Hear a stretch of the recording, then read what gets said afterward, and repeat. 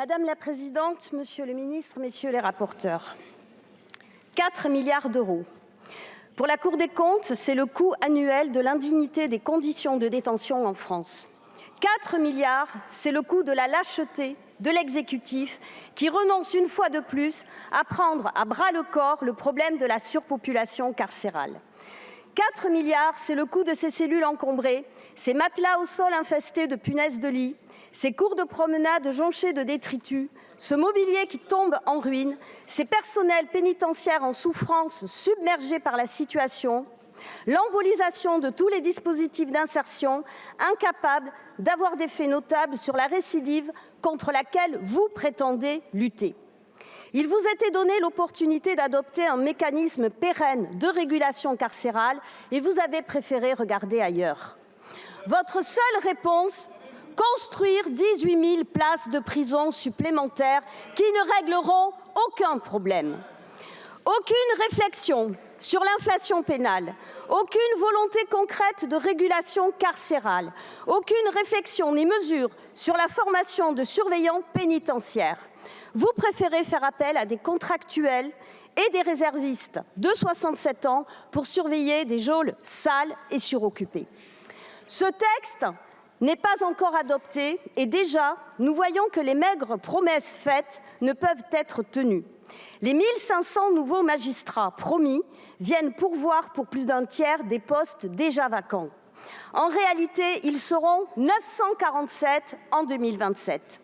Loin de la rengaine du ministre, nous affirmons que les objectifs de création de postes affichés se situent bien en deçà du nombre de postes nécessaires pour pallier des décennies de restrictions budgétaires qui laissent exsangue le service public de la justice. Et allez donc demander aux greffiers, encore en lutte aujourd'hui, ce qu'ils pensent des miettes de rémunération que vous leur jetez à la figure. Mais surtout, ce budget historique ne saurait masquer votre dérive inquiétante. Avec vous, vive la justice antisociale. L'article sur la déjudiciarisation des saisies sur rémunération, supprimé par les députés, a en effet été rétabli dans le huis clos de la commission mixte paritaire.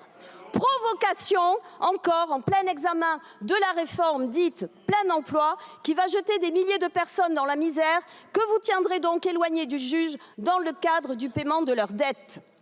Dérive libérale avec le legal privilege qui empêchera tout regard extérieur sur les agissements possiblement frauduleux des grandes entreprises. Avec vous, vive la censure syndicale, la restriction de la liberté d'expression des magistrats avec cet ajout sur la charte de déontologie qui avait été supprimée par notre Assemblée. Les syndicats dénoncent les atteintes à l'indépendance de la justice et le recul de l'état de droit dans ce pays. Mais le garde des Sceaux reste silencieux devant ce rappel à l'ordre, au silence et à la déférence. Il a sans doute la tête ailleurs, trop concentré sur son procès pour prise illégale d'intérêt qui s'ouvrira dans quelques semaines devant la Cour de justice de la République. Avec vous, vive la surveillance de masse généralisée, l'élargissement continu des possibilités de perquisition de nuit, l'activation à distance de tout objet connecté à des fins de géolocalisation et de captation audio et vidéo. Vous êtes sourds aux critiques de tous les défenseurs des libertés publiques qui ciblent les angles morts de votre fuite en avant et le Rassemblement national jubile. Tout est ainsi prêt pour mettre en place le contrôle de tout citoyen si le gouvernement le décidait. Vous avez balayé d'un avis défavorable tous les amendements de mon groupe souhaitant garantir une justice au service du peuple.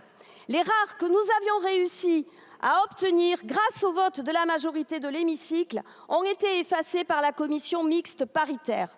Vous avez d'ailleurs une vision très curieuse de ce que vous appelez la co-construction. Oui, monsieur le ministre, votre texte est historique. Il ressort plus durci grâce à l'appui de la droite et de l'extrême droite que vous accueillez les bras ouverts.